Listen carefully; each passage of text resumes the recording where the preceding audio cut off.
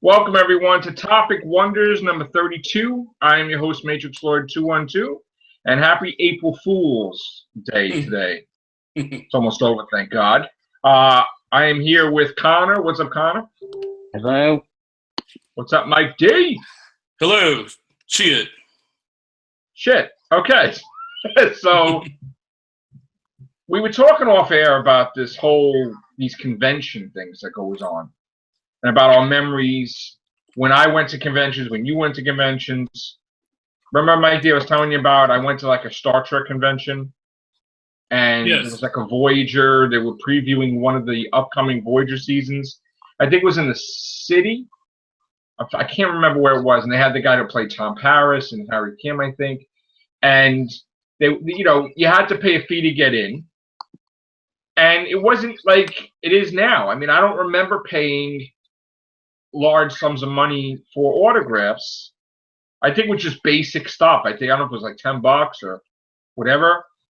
But now, like when they have these things, it's like, and I'm not, saying it's the actor's fault or anything, but to take a picture with some of these actors, like you need like thousands upon thousands of dollars if you're gonna get all these autographs. I mean, when they had that Star Trek event, I think they had like tons of actors from Star Trek Next Generation, Deep Space Nine, and Voyager, and each person was like either $100 or more. And in some cases, it was like 500, 600, like each person.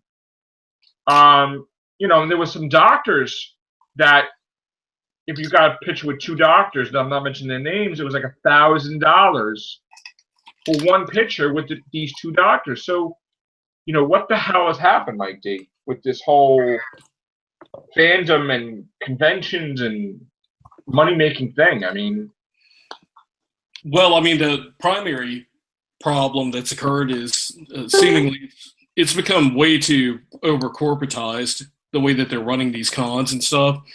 I remember, like you said, and of course this has been like I'd say like the mid to late 80s, I started attending conventions like every year. And like you said, you would pay to have admission to come in, and you would pay for like an 8x10 glossy to have like the actor sign it at their table or whatnot, which is understandable. But it started like getting where I stopped going to cons. I've gone to a local con, like I've been to one of them like about 3 years ago, but from about 1995, I think the last one I went to was the last Dixie Trek they had in Atlanta, where they had Christopher Reeve there. And Christopher Reeve, and it was actually within about 9 months of when he had his accident with the horse, where that led to him being paralyzed. But and Christopher Reeve he flew in. It was like I think it was like the 50th anniversary of Superman at the time.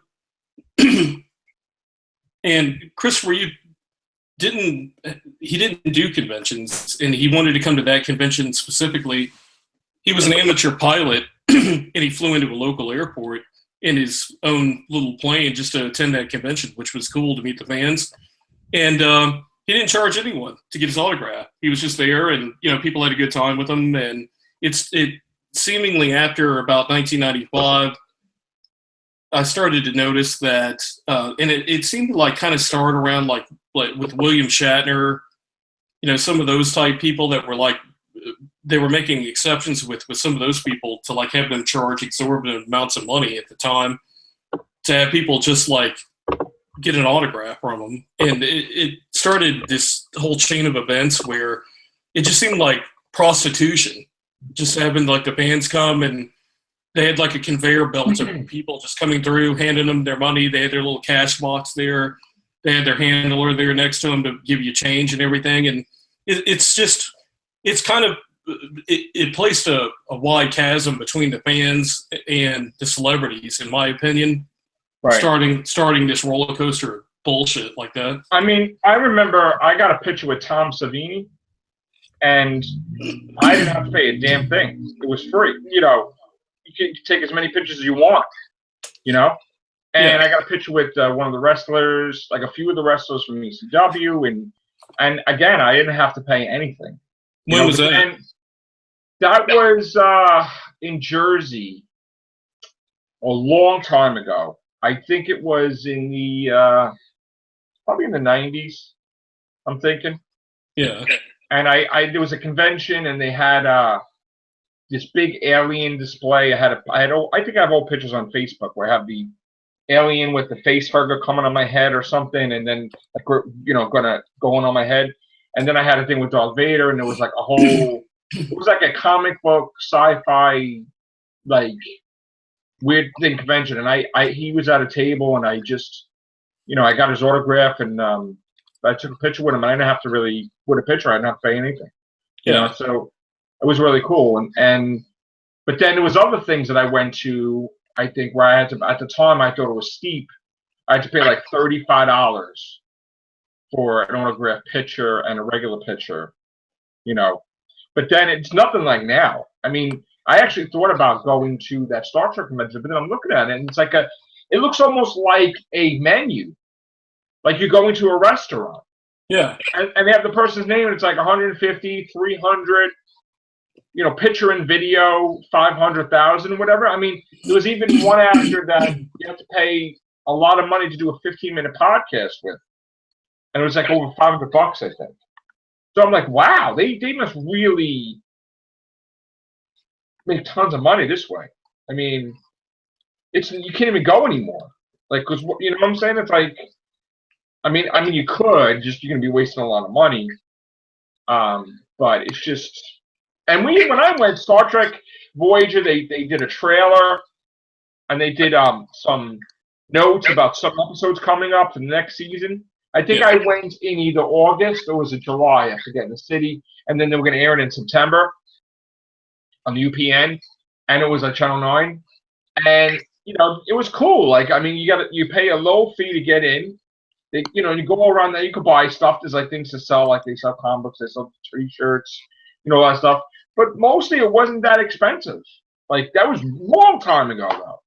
Yeah, you would go and of course go into the dealer room. You'd go and buy stuff, merchandise and stuff like that. Right.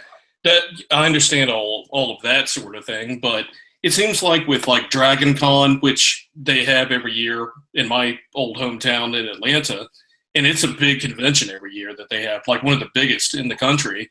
It seems like with that and like these big Comic Cons that they have, they've kind of gotten away from like these local sort of conventions that they've had where they were able to like bring in, because like the first convention I ever attended, they had like Peter Davison and George Takei were the two big names off the top of my head. And they would spend time with the fans. You go up there, have your stuff signed, and it seemed more personal. They had more involvement with things, and now it just like I said, it seems like a conveyor belt where they're just kind of running people through. Yeah, like if you want to take a picture with some tons of person, they can't say anything to you. You can't say anything to them. It's like they're not even there. Like it's a cardboard cutout, and you got to go. And it's like, wow, you just spent all that money. It's like, holy crap. Yeah, and like for example, the local con, I think 2 years ago, they had Peter Davison there. And one of the things, I had a friend of mine send me Peter Davison's menu of what he was charging. And it got so ridiculous where one of the things that they had was you could have Peter Davison give you a personalized voicemail for your phone. I guess like saying, "Hi, I'm Peter Davison. You've reached whoever on the phone. They're not available right now." And it was like $50. And I'm like, I mean, I'm all for capital. Well, didn't they have that in the 80s? Didn't like Tom Baker do that? Like, didn't they have a thing where he would do that? He would leave a message I on the phone? I don't know about that. I'm pretty sure. I don't know. But, I mean, I don't know. In a sense, I can understand them doing that because they're not, but the thing is like these, what is it, $500 for an order for one picture? Well, that's insane. Well, 300, that's, I mean, I don't know. I'm not going to really be able to tell how bad it is until I actually go to one. Well, I know like Mark Hamill, from what I read a couple of days ago, they're having Star Wars Celebration in Orlando.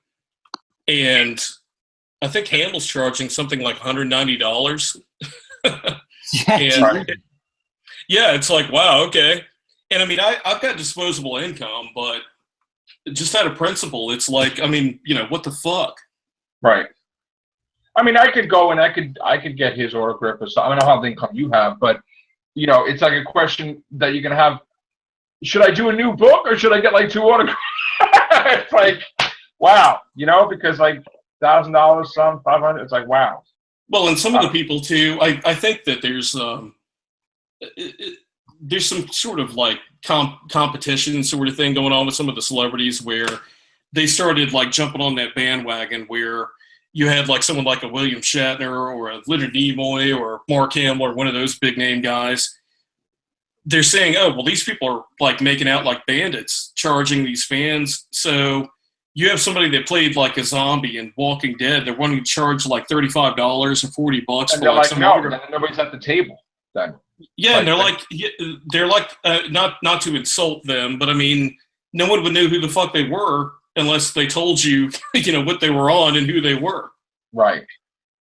And didn't you say something about like the guy that plays Arrow that he was charging? He was charging. There was something on there that was like packages. I don't know if it means like him doing a video with him and I think Stephen Amell is great. I mean, but I mean, it was like I saw something like 400, 500. I don't even know. I mean, I don't know if that's heroes and villains. I have to look into it because at one point in time, I was actually thinking about going to that. With the kids and I keep saying kids. They're not kids anymore. They're teenagers. But I mean, it's a thing. Do I want to go there and do I want to spend like $2,000? Not really. Like not that I could anyway. But it's it's like you could go I would on buy a car if I don't have a car, so I would buy a car. Well, it's more like you could go like on a week-long cruise, like to the Caribbean, for what you could spend for like 2 or 3 days at a convention, getting the autograph of like somebody who was on Enterprise or something. It's like. I mean, if I was wealthy, yeah, all right, maybe I would do it because I wouldn't miss it. But I'm not wealthy, so I'm not going to do that. Unfortunately, no offense to any actors and actresses, but it is what it is. It's. I think it was more fun back when we were kids, when we went to these things, because we got more for our dollar than we do now. Now it's like, your parents, need, if you're going to go and you're a kid and your parents are going to take you, your parents need to have great, fantastic jobs to take you to these things. Or, if you're going to go yourself, it's like, you're not even eating dinner and you're going to probably spend like $1,000. It's like, wow. So. I think I got into, I saw the first Dixie truck I went to in 1986. Mm-hmm. And I looked at like I think it was like you could go Saturday and Sunday and it was $25 for both days. I mean, I understand like we're talking years later now. The value of the dollar's gone up and whatnot, but that I understand that changing. But I mean, like this whole thing about like shaking people down for money. I mean, like, where does this end? Do you have like a option to like get Patrick Stewart to pay him to come do your laundry or something at your house for like $3,000 or something? I mean, but what it is, if the prices are what they are, right? And you really want to go to the convention, odds are you're only going for that one person, knowing that the prices are the way they are. So if I'm going to go to the Star Trek convention, I'm either going to go and get Patrick Stewart's autograph, William Shatner's autograph. I'm going to go get the autograph from the guy who played Cisco, the Deep Space Nine, like the captains. Yeah. But I'm not going to go and get an autograph from like, a lieutenant or what, like whatever. It's just, I mean, not that they're going to be more money, but it's just kind of, you gotta go to a convention, know what you want. I mean, you can only spend. I mean, you're not going to spend $1,000. Well, the cool thing with going to like cons before all of this started was the fact that you had, young fans or like teenage fans or young teens, and they weren't like with Doctor Who at the time. It was just kind of a cult TV show here in the States. Right. So you were having people exposed to like a show and a franchise that they weren't having to pay money to go talk to this person or get them to sign something. And they would spend time talking to fans, and they would have a fan potentially like for life, like going that were like, hey, okay, I met this guy. he's on Doctor Who, like Peter Davison. Right. I'm unfamiliar with Doctor Who, but I like Star Trek. And then based on the fact of like they met Peter Davison, that wow, I'm going to watch Doctor Who. I like this show that he was on, and then another actor plays the Doctor, and I'm going to go follow him and be a fan of his. But like now, if you take kids to these shows, it's like I know a lot of adults go, and a lot of people that have been fans for years of franchises like Trek and Doctor Who, like you and I at our age. And I'm not addressing people like us. I'm talking about like people like kids who like are getting into like Star Trek, like from like 30 years ago or whatever. And it's like there's an impasse there where it's like these people won't even talk to them unless they're like pulling money out of their pocket. I know, that's a sad thing. And the kids are like, well, my mom and dad talk about Star Trek so great, and when you're at the convention, they see these people and they're like, wow, like it would be cool to talk to them because I kind of have an interest in maybe getting into this series, and they don't have that ability to do that without forking out money. And they're like, well, why take that gamble on doing that? And you're losing a fan potentially there that could be a fan. And it just seems very impersonal now. And it's too commercial. And back in the day when I went, right? Now, I went like, I don't know what it was labeled. Maybe it might have been like a horror convention or whatever, or horror sci-fi convention. But there was stuff that you could buy there. Like I would go to like at the time VHS, and I would buy the Aliens on, not released. Nobody can have it. It's not sold in stores. The extra minutes of Aliens with Newt's parents. So I would buy that. I'm like, oh, this is cool. Nobody has that. Or I would buy the Fantastic movie that was never released because nobody has that. It's like a bootleg. And then I would buy the Army of Darkness versions where they had the alternate ending where before it was released, mind you, where he woke up too late and he was like a bearded old man and he's like, I missed it, Well, what about Halloween 6, the producer's cut? Yes, I was talking about that on the cast the other day, that the one where they threw the stones down, the rune stones, and I'm like, I have that version. So it's like you would go to these conventions not just to get an autograph, but you would go with a purpose. Oh, maybe there's a toy I couldn't get, the Barkley figure for Next Generation that was worth at one time hundreds of dollars, which I wound up luckily getting in Toys R Us here. But there was like those rare figures. Then they had the numbering on the Star Trek figures on the feet, and you had to have like under 100 to be worth something or whatever. But you would go with a purpose, knowing what you want. Whether it be T-shirts. I mean, when Deep Space Nine first came out, I was buying, like, I was going, I think, to a Play World that was over here, and I bought like cases. I bought a case of this set, actually 2 cases each, I think, when they were having it. And I bought, I was like heavy with Star Trek, and I was buying like the big $150 Captain set. I had like the Cisco, I think it was $150 for that, the card and Kirk. But like you would get some things at conventions like exclusives and stuff. Now it's like there's no bootleg stuff. There's no Now the other thing is that affects the merchandise people in the dealer's room, because if people are having to like they're going with a certain amount of money that they plan on spending, that they realistically can look at spending. Maybe going over that sometimes when they see something they really want, but that affects the dealer room with these small comic shops and these places when people are spending all the money on the autographs and they're bringing their own stuff instead of buying stuff at the convention in the dealer room. And I remember I used to, like, at these old conventions, I met Nicholas Courtney and Terry Nation at the bar area in one of the hotels. They weren't like, we're not going to talk to you unless, you see us during our autograph session and pay $40 or whatever. And I met Jonathan Harris, who played Dr. Smith in Lost in Space. That's another one that comes to mind. I sat with him, and he talked to me for like an hour. Just he and I in the back.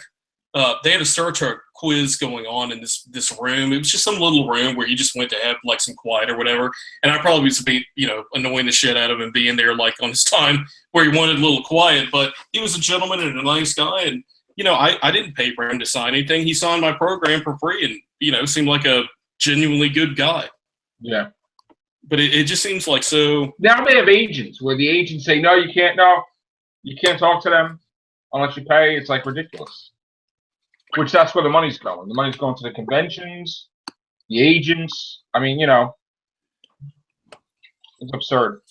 I can't think of somebody I would pay $100 to go see and have them do a photo or whatever, because I got to tell you, every time I see somebody post something on Facebook or send something to me, friends of mine all over the country or whatever, where they took a picture with some celebrity, right away, like it's not impressive to me. It's more like telling about the fact of like, it's like bragging that you paid somebody to like take a picture with you. And it's like, I mean, no offense to anybody specifically or anything, but it's like, I just look at that and go, well, it's a little kind of sad.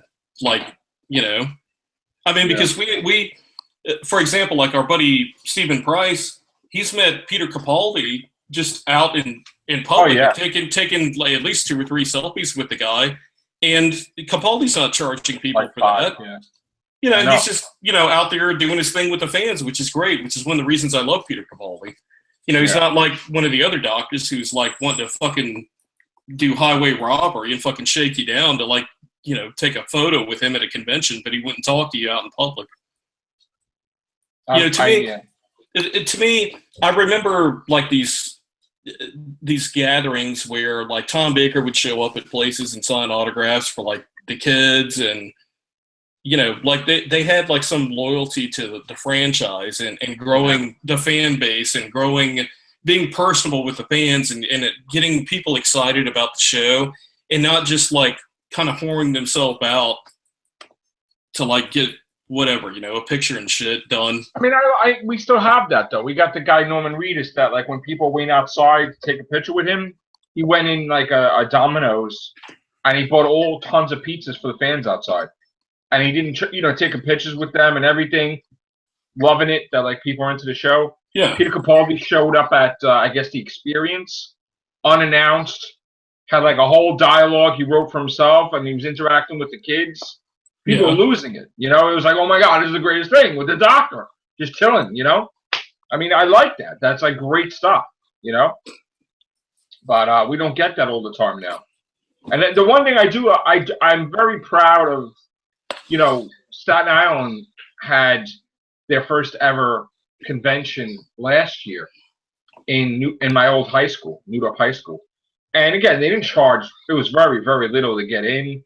When you went in, you didn't have to pay anything. It was really fun, and I'm glad that they're doing it now this year again in May. And it's like it reminds me of when the old school, like convention things, like comic book conventions, whatever, where just they know how it's supposed to be run. You just you pay the thing to get in, you don't have to pay again. It's just whoever's there is there, and you get pictures and everything. So. That was the thing. Now it's like they got to label everything because now they know they're not going to have merchandise for people to buy if they're going to have just autograph sessions. So now it has to be labeled differently. Like, this is, so. Well, the thing that they figured out, the main thing with conventions, and I've known several convention runners and know one, like currently one of the 3 today. And I have been aware of how things are run with the cons, and it's just the way the business is done now, that they found a way to entice these celebrities to come to some of these, because everyone wants to do like all these big cons now because there's a lot of money to be made, and they entice the celebrities to come because the celebrities now know that they're going to pass the buck on to the fans coming to the show, whereas before the conventions were paying for like the celebrities to come, and the fans would spend money, getting merchandise. So now the conventions are not paying for the celebrities to come; they're paying themselves. No. I'm not making any claims like that. What I'm saying is that somewhere the formula has become where they know that the cost, the payout, if you will, to the celebrities is going to be like that much more by saying, hey, come to the show and charge these exorbitant amounts for these people, and it entices the celebrities because what they're doing is it's trickling down to the fans to where the fans are taking up where the conventions used to pay for the celebrities to come. Right. And I'm not saying that they don't make money off of the convention, paying them for their flights out and everything else, but they know that they're going to be making so much money by nailing the fans for like photo ops and autographs and all that stuff, that they're getting that extra huge added bonus monetarily of having them come out and saying, hey, come out here, we're going to cover this, we're going to cover the plane flight, we're going to cover the hotel, we're going to pay you some for coming out. But like put into that formula of them getting the payout, they're going to be making so much more money off the fans being there. And these people, a lot of times, obviously I'm not their accountant, so I don't know specifically, but I mean, one could like just kind of put two and two together and figure out a lot of these people, they're getting paid cash. And I find it hard to believe that all of these people are, they're, let's just say, being honest about reporting maybe everything that they're being paid under the table, so to speak. Well, it's a thing like the conventions are not good. They're going to be like, oh, yeah, these are the people that paid to come to the convention. When it comes to taxes, they're not going to be like, yeah, we made $30,000 on William Shatner, and we're going to pay this back. No, they're not going to. It's cash, so they're not going to say anything. So they'll be like, all right, yeah, we made ticket sales. That's it. It's like. Well, I've read articles. I'm talking about the celebrities specifically. With that, some of the celebs, they're making like so much money. I mean, they're making like tens of thousands of dollars, depending on their name value and recognition and they don't need to do anything. They could just do this for the rest of their life. And that's why you have a lot of these big name people that are coming on the convention circuit now. But then you have the people that you see that I've noticed people like Lou Ferrigno and like and no slight on them. I'm not saying this because I'm dissing them in any way, but I noticed that there are people that they just do like so many conventions, which they pretty much are on like they're on like the convention circuit where it's like Lou Ferrigno, Deep Roy. Right. There's certain names that you see like Sid Haig, Bill Moseley, a lot of the same names every year at like multiple conventions, and they're still wanting to charge people a lot of money to get their autograph. And it's like, well, they show up at everything. Yeah. I mean, until there comes a time when nobody goes and then they lower the price. I mean, that happens, I'm sure. There was somebody that played like one of the kid zombies in like the first pilot episode of Walking Dead. Right. And I saw her at a convention that we were at like several years ago, and like she was charging like $30 or $35. Was it like Sophia, the one that played Sophia, Carol's daughter? Oh. No, it was a zombie. No, this was like from season 1. Oh, the kid that was like going after Rick, like his first kill, I guess, or whatever it was. Yeah, I think the one when he was walking around the mouth, her mouth was messed up, and she's like, it was somebody like that. And it was kind of like like okay, and no one seemed to be there to get their autograph because like other than the fact that it was somebody from Walking Dead, no one really gave a shit. Right. I mean, that's the thing. I mean, you're gonna spend $35 for someone that you saw appear for like 15, 20 seconds. Well, what's Connor think? What's Connor think of the whole convention hoopla? I've luckily never been to a convention, and I never want to go to one because I think it's just extortion at its absolute. They don't even try to veil it. It's just out and out extortion. Right. Yes, some of the prices I've seen is absolutely pathetic.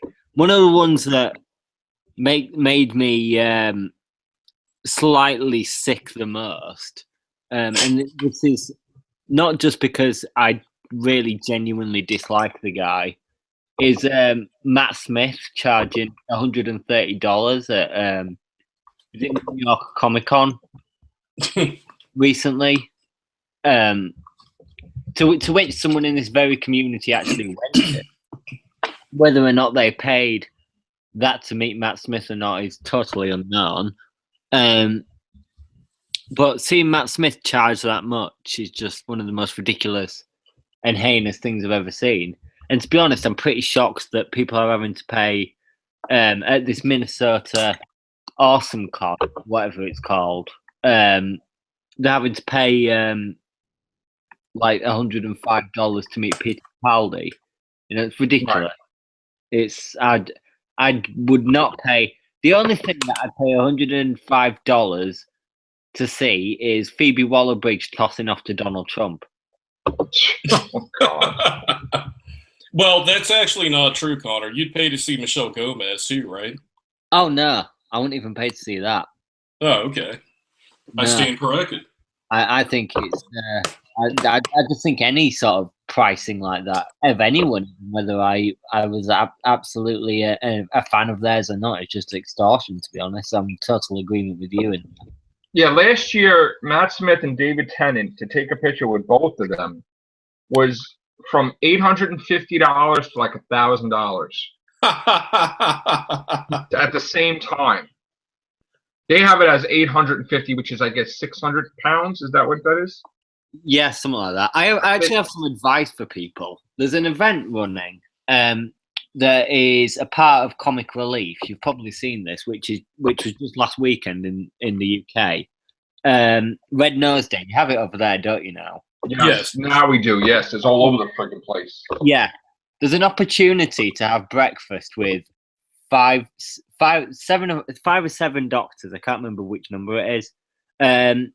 I think it's pretty much all of them, apart from Tom Baker. The first three: Tom Baker, Christopher Eccleston, and John Hurt, because obviously he's unfortunately dead now. And you sign up to be put into the lucky draw for it, and all the proceeds go to charity. Okay. So if you want to meet a fucking doctor, sign up for that. Don't pay fucking $1,000 or however fucking much David Tennant was charging just then. I remember I was talking to you, Connor. I was talking to Mike D about that last year, and I was like saying how I want to go to this convention. I'm like, $1,000. Remember, Mike D? I was like, $1,000. Holy crap! I was like, Jesus. I was actually thinking about going to that. I'm like, oh, 1,000. I think there's a place in the city that we're at. I think it's the PlayStation Theater, and it was like $1,000. I'm like, oh my God, 850, 1,000. That's crazy, So, but it is what it is. Dave Slott gets pictures with everybody. He's always having poses with everybody doing the Spider-Man, thing. He's so lucky, that guy. But it needs to be said too. Don't get me wrong. I told some people that I'm quite happy that they're able to meet Capaldi and meet some of these people. I think that's cool, but I'm just addressing the fact that the whole pricing thing that just seems kind of squirrely to me.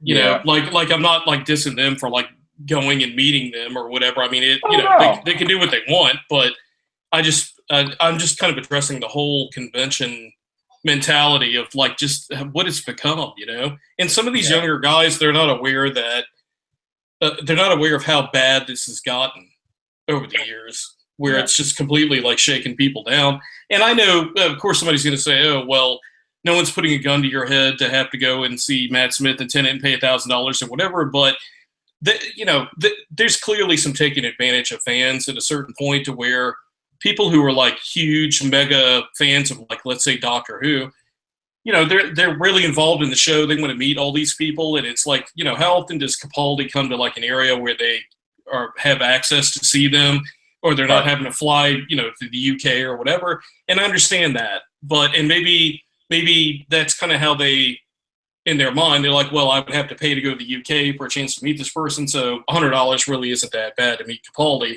But I'm talking about like, Mark Hamill and some of these people here in the States, like we live here, and it's like, I just couldn't imagine paying $200 for Mark Hamill. I mean, who gives a shit? Well, I got to tell you, when I was 18 to like about when I was like, I guess 22 or 23, I was working and I was spending money like you wouldn't believe, going to Monday Night Raw, WrestleMania, concerts, conventions, and I spent like, I mean, at the time you don't think, like I would think now, I literally spent like hundreds and hundreds, maybe almost 1,000 for like the WrestleMania thing at the time. And back then that was a lot, I mean, thinking about it now, it's like, but I would wait online and get in the front row for Monday Night Raw, and we would go like every week, when it was in the Manhattan Center and stuff. So, that mentality, I was going to conventions, and I was like, all right, $35 for Burt Ward, okay. And just like, it's like, and I was like, even then, I'm like, oh, but I spent, there was no responsibility, no whatever, and I was going to Play World, I was going to Lano Kitty City, I was buying cases of like Star Trek, cases of like Marvel figures, it wasn't even like a figure or two. I was like heavy into collecting, I bought all these ships and everything. So when I was going to these conventions, I was buying T-shirts, I was buying comics, I was buying all this stuff, and the dollar amount was just astronomical. So I get it where they would do it now. Now, if myself now at my age would do that, I wouldn't do that. Unless of course if I was like a millionaire or something, then I'd be like, oh, or I had money where I didn't mind that, but I wouldn't do that now. No, I'd rather buy a car or, make sure the bills are paid first before I would do something like that. Yeah, well, you need to take some responsibility for your money because money's not infinite. Yeah. For some people, it's finite. It's completely finite. One day you can have money, the next you can't. So I think paying ridiculous amounts of money like this is completely one of the most ludicrous things I've ever seen, to be honest. And sometimes I shake my head when I see people. And then sometimes they go through stuff later on in years, and they're like, "Wow, when I was this age, I spent friggin' $850 to see 2 doctors and stuff." It's like, oh my god, crazy. I mean, everything's expensive though. Like I was just talking about. I mean, besides a convention, $10 comic, a regular comic. It's like, wow, spent 75 cents in '87. How much are regular comics now? Like on average, like $4 or something? Yeah, well, this is an alternate cover of Ghostbusters. Oh God! With the team up, yeah, I know. You knew I was going to plug that. And this is they're mimicking Back to the Future, and they got Holtzman and they got Egon. This is $3.99, okay, and they had like maybe 4 alternates or 10 alternates. That's the most expensive toilet paper I've ever heard of. This is Amazing Spider-Man 25, Dan Slott, and this is $9.99. $9.99. Not really an event, it's just the new storyline, Osborn Identity. $9.99. I mean, it's some extra pages, but back in '87, I think an annual was like $1, or it was like 64 pages. No, it was $1.25. And it was the Evolutionary War, and the Spider-Man comic was $1.25, and it was like 64 pages. This has about, I don't know, maybe it has that or 80 pages, but most of these advertisements and stuff. So this is $9.99, just $9.99, and that just blew my mind. So it's not cheap. An example I can think of over here is cinema tickets. You used to be able to get into the cinema for about £4. Now you have to pay £10.99 per ticket. So I don't know how many dollars that is to get in. I very rarely go to the cinema. I probably go to the cinema when there's a really great movie on. Like so far in the last 3 years, I've been to the cinema for both of the Star Wars movies that have come out, Kong Skull Island, and Spectre. And that's it. So that's what 4 times. So it doesn't burn it doesn't burn a hole in my pocket, but there are a lot of people I know that are a bit of a cinemaholics, where like they like to cinema all the time, and see everything, and it's really an expense for them. It's a ludicrous expense. We went to see Get Out. We spent like $60.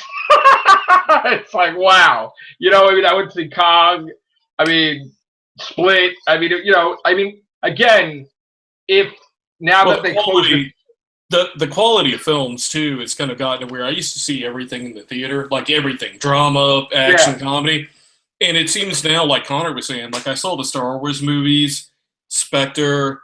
I did see Get Out because it was a small film and it was I wanted to support it. I mean, I've got somebody that's a friend of mine that worked on the movie, and it was shot here locally, and I wanted to support them because it's a good movie too. Oh yeah, definitely. But I mean, I don't think I would have seen that in the theater if it weren't for that fact.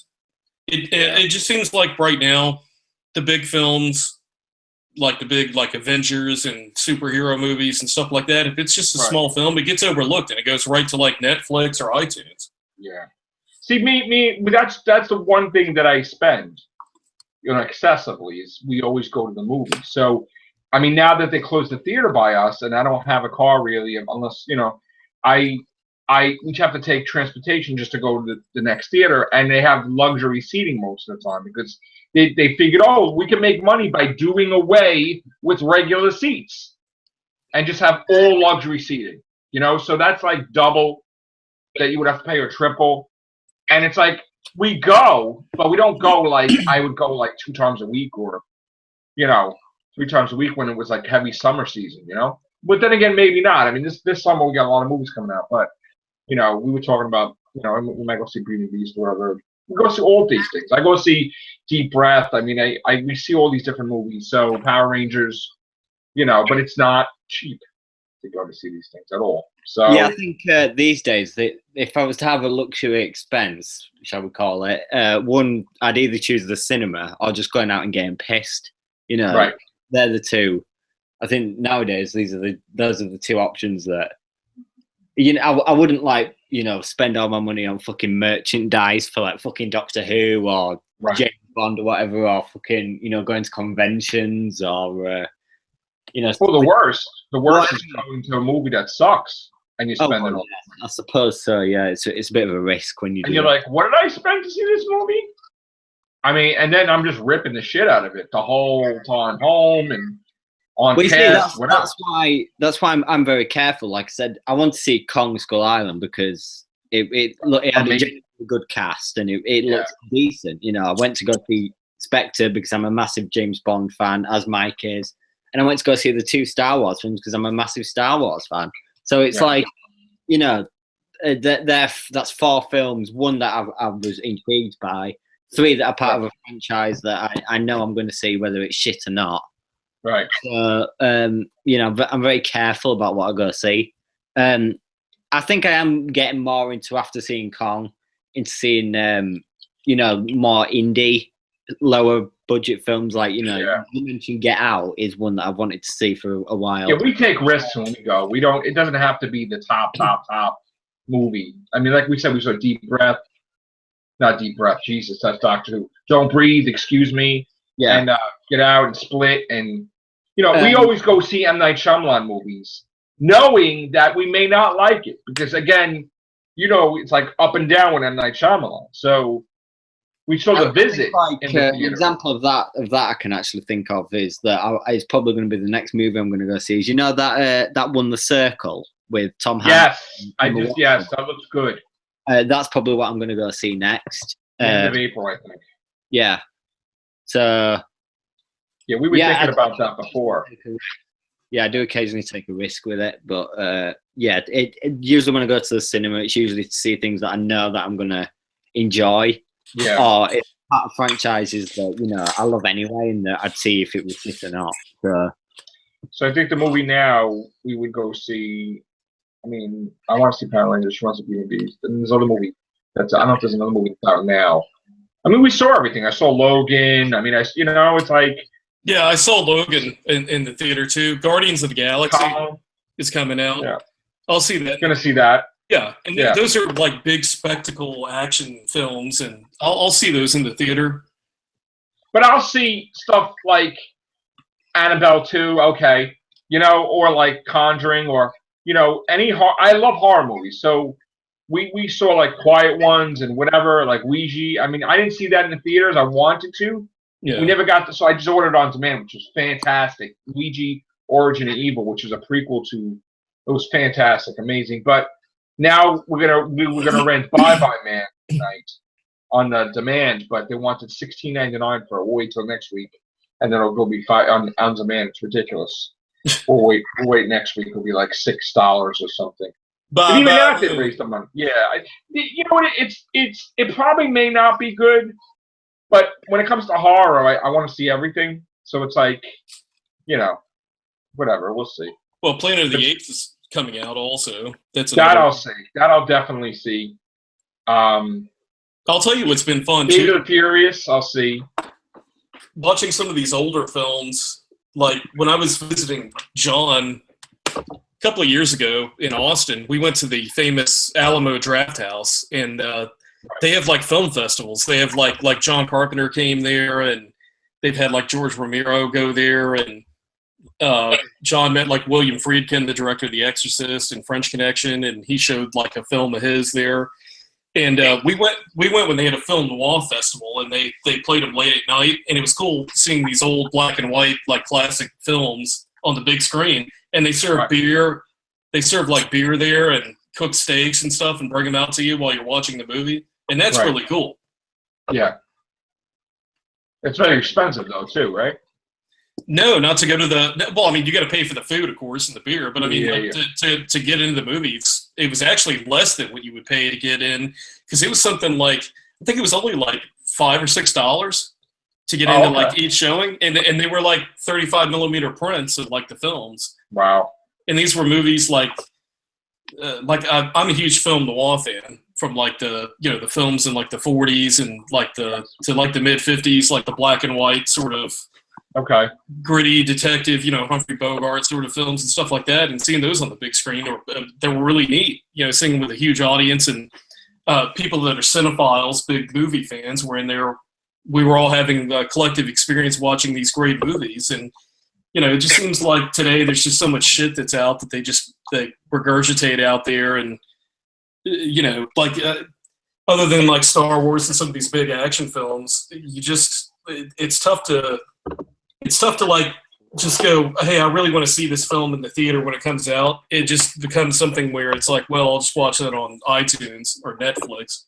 Yeah. I mean, there's so many movies that come out that now the season that will be in the theater probably every week or twice a week.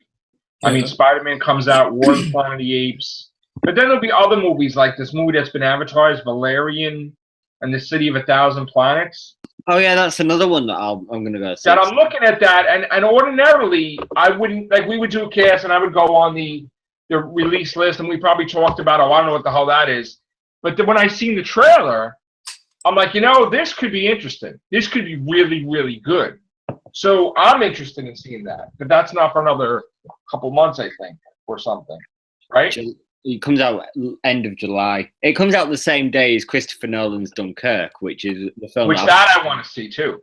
Yeah, I'll probably prioritize that over Valerian, but then I'll probably go see. That's the same day, the 21st. Yeah, but then I will definitely not go see an Emoji Movie. I don't give a crap. I'm not going to see that. I will actually probably take a risk with that, and I'll go see Dunkirk first and then Valerian right after, which I know a lot of people over here do. They sort of binge cinema. Yeah, Dark Tower, I'll definitely see. I guess it's Stephen King. Even that new, I'm not a huge fan of horror films, but that new It film. Oh, absolutely. Can't wait. And I'll probably go see Saw, the new Saw, when it comes out. There's also a horror movie called Polaroid, which I guess they have to pay Polaroid to use the name. But that's supposed to, I want to see what that is. I don't know if I'll go see Flatliners reboot. I mean... Oh, they're doing that, huh? Yeah, that's coming out in like September. So I won't see that. I'll see Blade Runner. I won't see My Little Pony the movie. No, sorry. I mean, I'll see Cloverfield, whatever one they're gonna do. You're not going to see My Little Pony, huh? No, not at all. Thor, of course. Bad Moms sequel, I'll go see. Justice League is coming out too. There's just a lot of friggin' movies, dude. A lot of friggin' movies, man. $6 Billion Man is coming out this year. Oh, he's 6 billion now, not 6 billion. Yeah. And Jumanji, I'll see that. Yeah. A lot. Fast and the Furious Part 16. Listen, you know what? I was never into that. And I even made fun of it probably many times. And then she wanted to go see 6 when we were first going out. And I loved it. So it's like, and then I think we saw 7. And this is 8 now? What is this one, Connor? I don't know. I don't follow it. Whatever. Whatever. Because I mean, it's Fate. Because the Fate is it's Fate. an 8. Like sort of. Fate of the Furious, right? I mean, it's the same storyline as like 4 and whatever, but we'll go see it. I mean, that's, you know, it's stuff that will never happen in reality. It's so ridiculous, but you know what? It looks so ridiculous that it might be funny and cool. I don't know. I guess so. We'll go see it. Is Paul Walker going to be in that one? No. He's dead, but no. His brother won't film for his part, and no, they're never going to show that character again. You know, and that's the way it should be. I mean, he passed away. They shouldn't really mention him.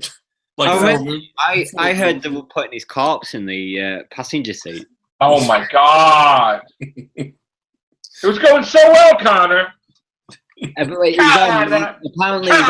angled and like you know. You are terrible. Like his arms ripped from his. Please pay no attention to like all of his. The guy with the Stranger Things logo on there. The terrible accident that he had, you know, he's really. So, what are your qualifications for the 13th Doctor? Oh, you did that in the bedroom. there is hardly. Let me tell you, Connor. Look at my hair. You got my hair all fluffed, Connor. She has sex. Knock it off. Ask Philip Archer. She has sex like. Oh, we can't talk about real names on here. No, he'll defend it. Because that's it. He likes her as well. So she pees on the guy, and she should be the doctor, right? Is that what you're telling me? She urinates on the guy. She does all these different things. Is that what you're telling me? We can go to the Real Whovians cast on this. I genuinely can't remember when she. Get in it. You know what we're gonna do? Who fire? The hell with it. Right in the ring. But I'd actually like to talk about this because I can defend her because I've seen everything. You defend her. Take care. Bye for now.